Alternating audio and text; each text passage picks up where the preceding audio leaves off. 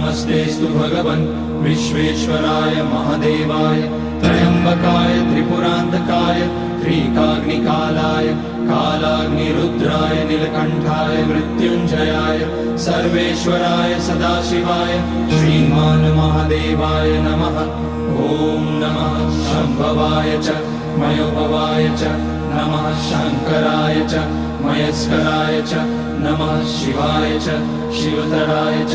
ॐ त्र्यम्बकं यजामहे सुगन्धिं पुष्टिवर्धनम् उर्वारुकमिव बन्धनान् मृत्योर्मुक्ष्यमामृतात्।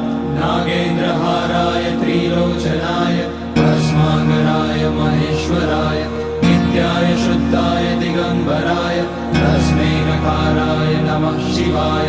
मन्दाकिनी सलिलचन्दन चर्चिताय नन्दीश्वर प्रमथनाथ महेश्वराय